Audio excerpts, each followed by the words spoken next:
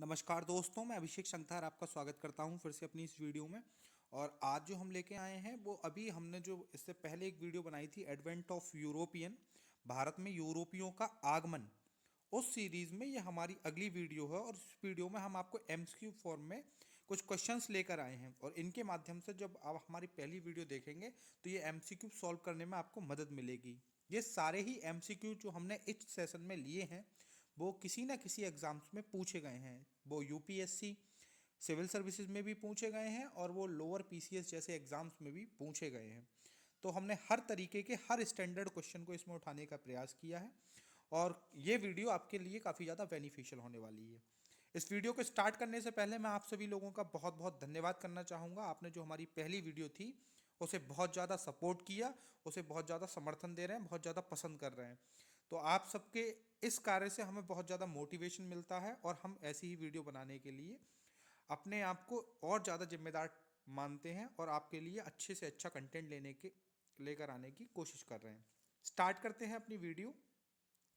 Video start करने से पहले हम इसमें जो हमारे एडवेंट ऑफ यूरोपियन हम सीरीज पढ़ रहे हैं उसमें जो यूरोप से कौन कौन से कंट्रीज हमारे देश में आए थे उसके बारे में हमने, जो पुर्तगाली हैं उनके बारे में तो हम पढ़ चुके थे, लेकिन उनके बाद भी कुछ शक्तियाँ आई थी वो हम आगे पढ़ेंगे। लेकिन उससे पहले आपको एक शॉर्ट फॉर्म में ये कौन कौन सी कंट्रीज हमारे देश में आई थी उनके बारे में मैं आपको बता रहा हूँ।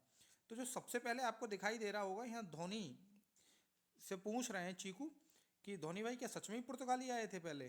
तो हाँ, धोनी भाई बता रहे हैं ना कि हाँ भाई चीकू, हाँ पहले पुर्तगाली आए थे। बट उसके बाद क्या होता है कि पुर्तगालियों के बाद कौन आया था, तो पुर्तगालियों के बाद आए थे डच। जो आपको दिख रहा होगा डच, ये हच आप भूल गए या आपको अब भी याद है? तो ये जो डच हैं वो सेकंड आए थे। फिर यहाँ पर हमारे कैप्टन एलिस्टर कुक इंग्लैंड के कैप्टन हैं। तो फिर ब्रिटिश आए थे। ये जो डैन आपको दिख रही है, डैन शेर की डैन जो होती है, ठीक है, तो फिर डैन। और लास्ट में जो आपको दिख रहे हैं ना बहुत शानदार सी डिश, इन्हें फ्रेंच फ्राइज बोलते हैं, तो सबसे लास्ट में आने वाले थे वो फ्रेंच थे। तो अगर इस सीक्वेंस को आप याद करेंगे तो बड़ी आसानी से अगर आप इन पिक्चर्स को अपने दिमाग में बिठा लेंगे तो आपको कोई भी दिक्कत नहीं होगी कि सबसे पहले कौन से आए थे। कि चीकू से पूछ रहे हैं, चीकू पूछ रहे हैं धोनी से कि कौन आए थे पहले, तो सबसे पहले पुर्तगाली, फिर सेकंड में आपको दिख रहा होगा ये हच, नाउ वोडाफोन, ठीक है। तो ये डच आए थे, उसके बाद आए थे इंग्लिश, एलिस्टर कुक, फिर डैन और फिर फ्रेंच। आई होप आपको इसके माध्यम से आसानी रहेगी याद रखने में, ठीक है। आगे बढ़ते हैं। ये आपको यहाँ पर कुछ मैप भी आप चाहें तो इसका स्क्रीनशॉट ले सकते हैं जो आपके लिए काफ़ी ज़्यादा बेनिफिशियल होने वाला है। इसमें कुछ इंपॉर्टेंट लोकेशंस हैं जिनके बारे में दिखाया गया है। जहाँ सबसे पहले मैं आपको दिखाना चाहूँगा कालीकट, जहाँ 1498 में वास्को डिगामा आया था। उसके अलावा कोन्नूर वगैरह है, यहाँ भी पुर्तगालियों ने अपनी फैक्ट्रीज लगाई थी। फिर 1510 में गोवा शिफ्ट हो गए, ये पहुँच गए। इधर बॉम्बे वसीन वगैरह, यहाँ 1535 में दमन दी। और भी इनकी कई फैक्ट्रियाँ थीं, जैसे नागपट्टनम में 1507 में, और इधर 1537 में हुगली के पास, ठीक है। तो यह है बहुत सारी इंपॉर्टेंट लोकेशंस है, आप चाहें तो इसका स्क्रीनशॉट लेके अपने पास रख सकते हैं, ठीक है। आगे बढ़ते हैं इसी क्रम में। एक और हमने जो पीछे भी वीडियो बनाई थी उसमें मैं केप ऑफ गुड होप आपको दिखाना रह गया था उसमें। तो ये रहा हमारा पुर्तगाल का लिस्बन। यहाँ से हमारे सबसे पहले जो हेनरी नेविगेटर, जिन्हें प्रिंस हेनरी, जिन्हें द नेविगेटर नाम से भी जाना जाता है, वो दक्षिण अफ्रीका के जो वेस्टर्न कोस्ट है उसका नक्शा उन्होंने तैयार किया था, ठीक है। दक्षिण अफ्रीका के वेस्टर्न कोस्ट का उन्होंने ये नक्शा तैयार किया था। उसके बाद बार्थोलोमो डियाज जो था वो भी यहाँ से निकला था और वो इस रास्ते से, इस तरीके से जैसा आपकी स्क्रीन पर मूव हो रहा होगा, वो यहाँ केप टाउन तक आया था और यहीं से केप ऑफ गुड होप की खोज हुई। लेकिन समुद्री तूफान के कारण उसे वापस जाना पड़ा। मैं अभी किसी अलग कलर से आपको दिखा रहा हूँ और ज़्यादा क्लियर देखिएगा, ठीक है। यहाँ से ये लिस्बन से इस तरीके से होते हुए, वेस्टर्न कोस्ट से होते हुए, यहाँ से बार्थोलोमो डियाज जो था, बार्थोलोमो डियाज वो यहाँ से, बार्थोलोमो डियाज वो यहाँ से वापस गया था, ठीक है। उसके बाद इस अभियान में सबसे ज़्यादा सफलता किसे मिली थी? वास्को डिगामा को। इसी केप ऑफ गुड होप वाले रास्ते से होते हुए वो कालीकट पहुंचा था, ठीक है। तो ये भी आप चाहें तो इसका स्क्रीनशॉट ले सकते हैं। स्टार्ट करते हैं हमारा इस वीडियो का पहला क्वेश्चन। सबसे पहले इसमें पूछा गया है कि वास्को डिगामा जो 1498 में कालीकट पहुंचा था वो किस गुजराती पथ प्रदर्शक की सहायता से पहुंचा था? तो हमारी वीडियो के स्टार्टिंग में इसका आंसर दिया हुआ है, अगर आप पहले वाली वीडियो देखेंगे बहुत ही ज़्यादा आपको हेल्पफुल होने वाली है। और हम कोशिश कर रहे हैं कि आपको ट्रिक्स के माध्यम से ये आपके दिमाग में बैठाएं। पहले आप क्वेश्चन को रट्टा नहीं मारें, आप क्या करेंगे, पहले वीडियो देखेंगे पहले वाली, इससे जो हमने एडवेंट ऑफ यूरोपियन वीडियो डाली है वहां से आपको एक पूरी स्टोरी मिलेगी। ठीक है, तो अगर आप किसी घटना की तारीख याद रखने से पहले अगर उसके पीछे की पूरी कहानी जानते हैं तो आप वो घटना याद रखने में कोई ज़्यादा दिक्कत महसूस नहीं होगी।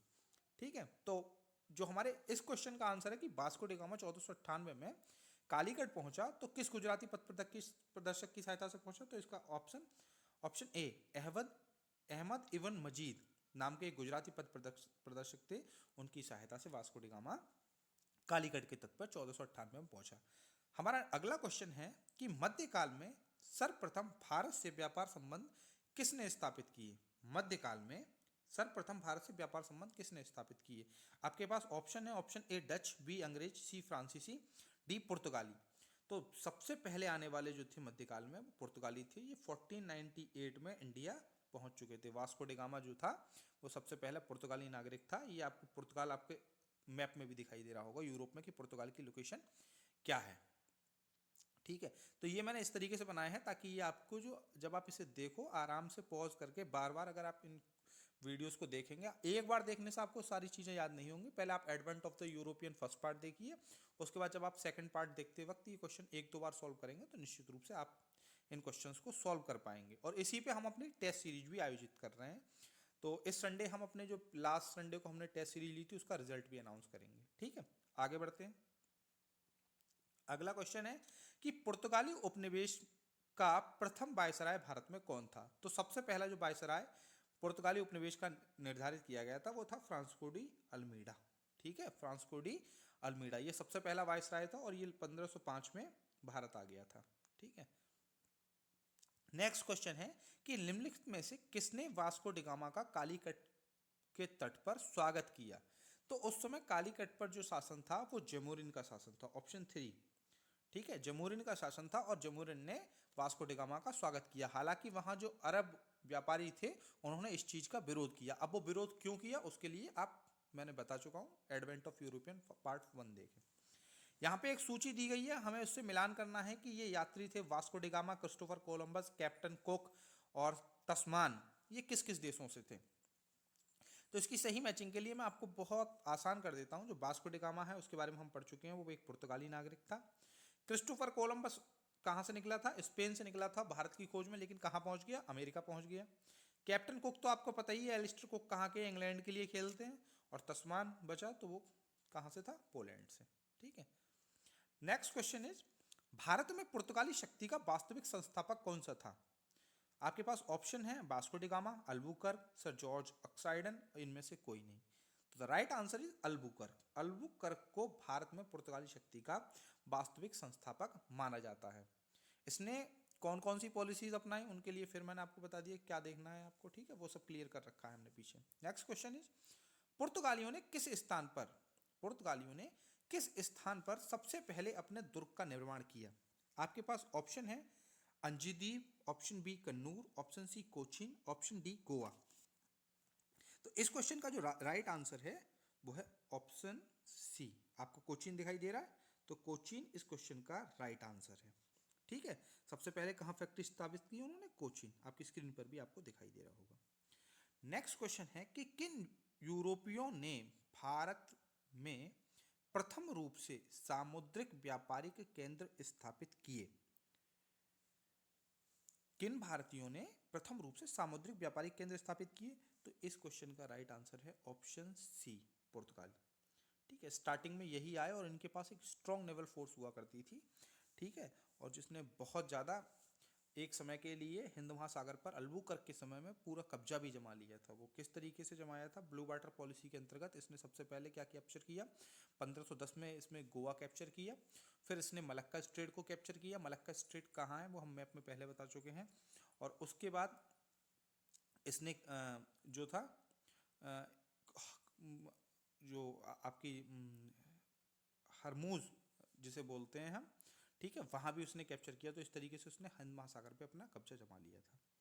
नेक्स्ट क्वेश्चन है कि बंगाल की निम्नलिखित फैक्ट्रियों में से कौन सी फैक्ट्री पुर्तगालियों द्वारा स्थापित की गई थी? आपके ऑप्शन है Bandel, option B Chinsurah, option C Hooghly और ऑप्शन डी श्रीरामपुर।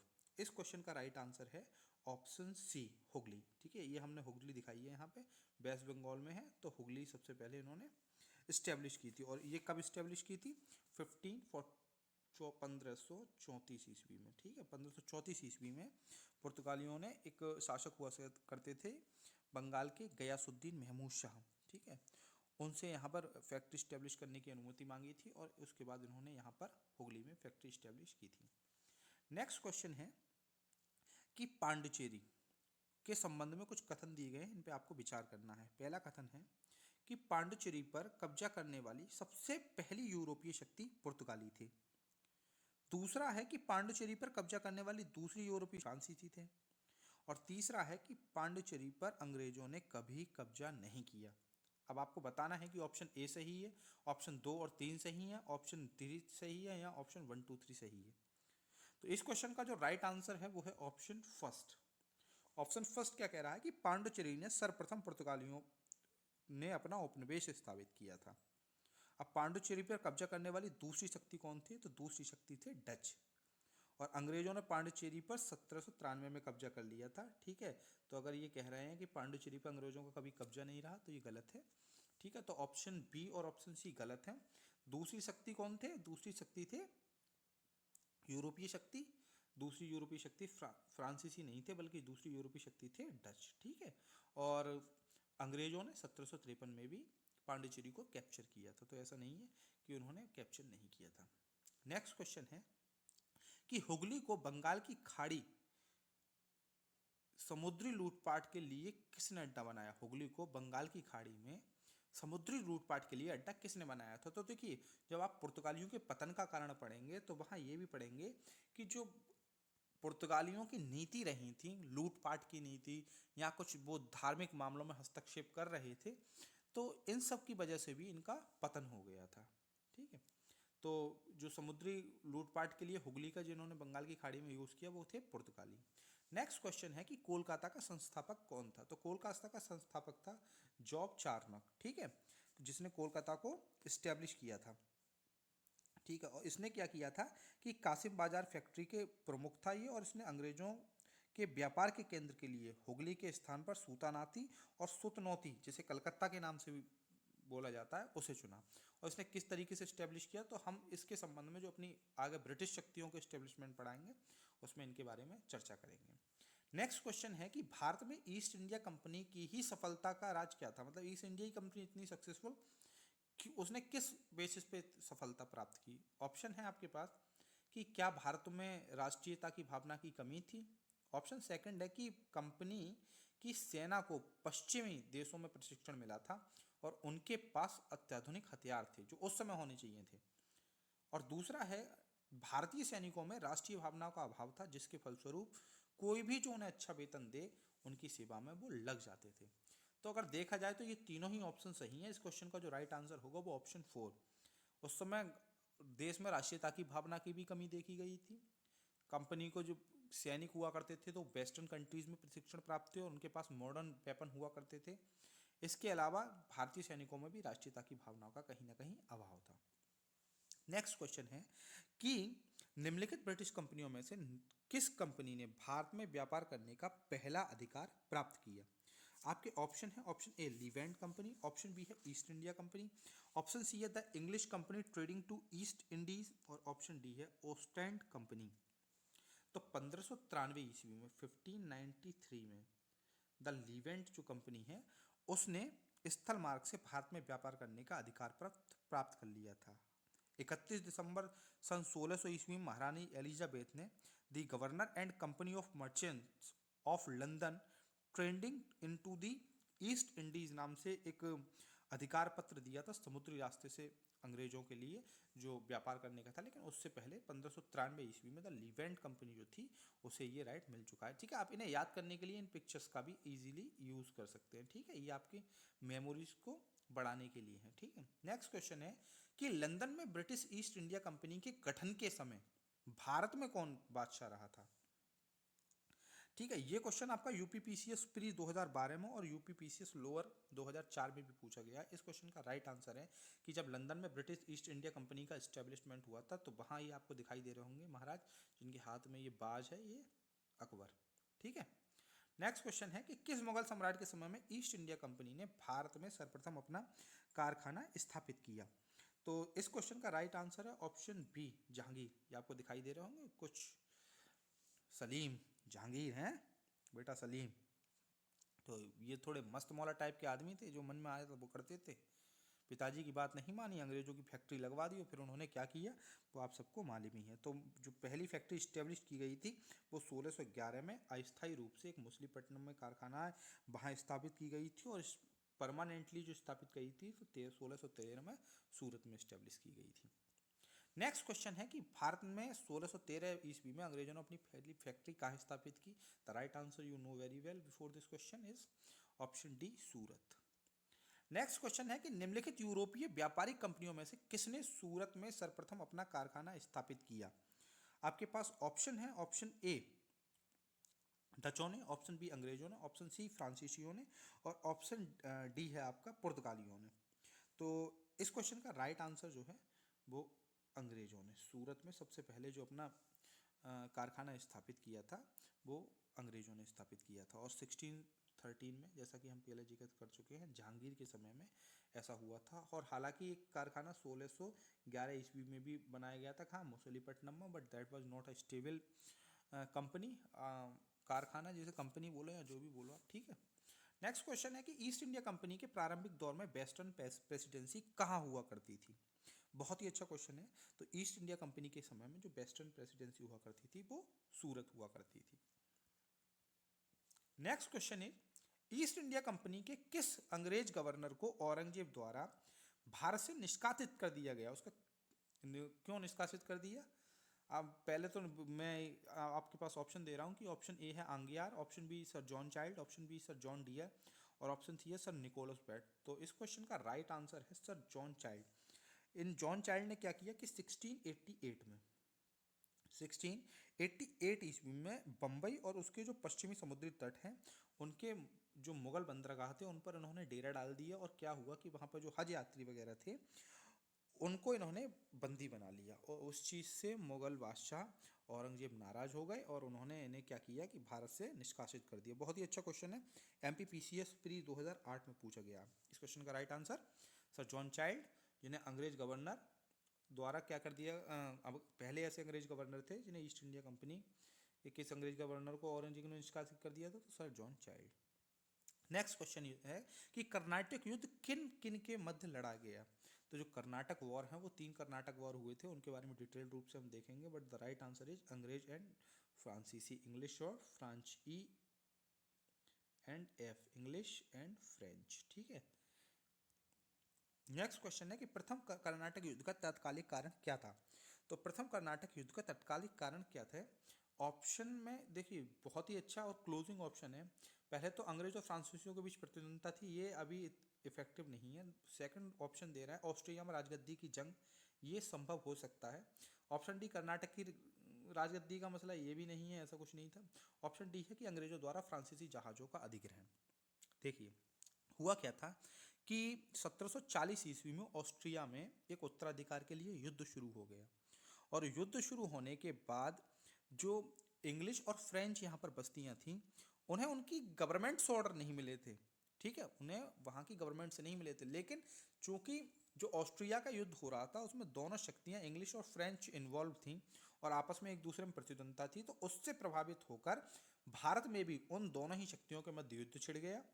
ठीक है, और अंग्रेजों ने क्या किया कि फ्रांसीसी जहाज़ों का अधिग्रहण कर लिया, जिसके जवाब में हालांकि डुप्ले ने बहुत बढ़िया पॉलिसी अपनाई और अंग्रेजों को बैकफुट पर ला दिया था। उसके बारे में हम आपको अपने अगली वीडियोस में विस्तार से बताएंगे, लेकिन यहाँ पर इस क्वेश्चन का जो राइट आंसर होगा वो ऑप्शन 4 होगा। ठीक है, कि अंग्रेजों के द्वारा फ्रांसीसी जहाज़ों का अधिग्रहण। नेक्स्ट क्वेश्चन है कि कौन से प्रथम यूरोपियन व्यक्ति ने भू क्षेत्र को अर्जित करने के उद्देश्य से भारतीय राजाओं के झगड़ों में भाग लेने की नीति आरंभ की? तो ये बहुत ही इंटेलिजेंट आदमी थे, और स्टार्टिंग में तो जब कर्नाटक वॉर्स होंगे, जब आप कर्नाटक वॉर्स के बारे में पढ़ेंगे तो उन्होंने धूम मचा दी थी। इन्हें याद रखना, ड्यूप्ले, ठीक है, ड्यूप्लिक्स, इंग्लिश में इन्हें लिख रहे हैं, तो जो है ऑप्शन बी डुप्ले। ठीक है, इन्होंने क्या किया कि सब मामला धुआं धुआं कर दिया। उन्होंने कहा कि यहाँ के जो राजा है ना वो आपस में लड़ रहे हैं, उनमें भैया पार्ट लो कि एक जो लड़ रहा है वो कभी उसका समर्थन कर दो कभी उसका समर्थन कर दो, कुल मिला के जो भी लड़ाई हो फायदा अपना होना चाहिए। सॉरी। नेक्स्ट क्वेश्चन है कि फ्रांसीसी ने अपना सबसे पहला कारखाना निम्नलिखित में से किस स्थान पर स्थापित किया। आपके ऑप्शन है, option A Surat, option B Pulicat, option C Cochin और ऑप्शन डी है कासिम बाजार। तो इस क्वेश्चन का राइट आंसर है ऑप्शन ए। फ्रांसीसियों ने अपना पहला कारखाना कहाँ स्टेब्लिश किया? सूरत में। और कब स्टेब्लिश किया? 1664 में। ठीक है, 1664 में French east India company, sorry 1664 नहीं 1668 है। 1664 में तो फ्रेंच ईस्ट इंडिया कंपनी जो थी वो इस्टेब्लिश हुई थी। ठीक है, और कारखाना कब स्थापित हुआ? 1668 में सूरत में। नेक्स्ट क्वेश्चन है कि फ्रांसीसी ईस्ट इंडिया कंपनी जब स्थापित हुई थी तो वहाँ जो राजा बोलेंगे किंग कौन था? फ्रेंच ईस्ट इंडिया कंपनी के समय वहाँ किसका शासन था? तो आपके ऑप्शन है लुई 14वें, लुई 13वें, लुई 15वें, लुई 16वें। तो ये लंबे बाल वाले देख रहे हैं ना, जिन्होंने 13 14 दिन अपने बाल नहीं कटाते हैं, तो यही है जो 14 दिन अपने बाल नहीं कटाते थे, लुई 14। ठीक है, तो इस सेशन में फिलहाल हम इतने ही क्वेश्चन लेके आए हैं, आपको 25 क्वेश्चन लेके आए हैं और मैं कोशिश करूंगा कि मॉडर्न हिस्ट्री के जो 2000 क्वेश्चन की हम सीरीज हमने आपसे वादा किया है, इन 2000 क्वेश्चन को कंटिन्यू करेंगे और बहुत ही शानदार तरीके से करेंगे।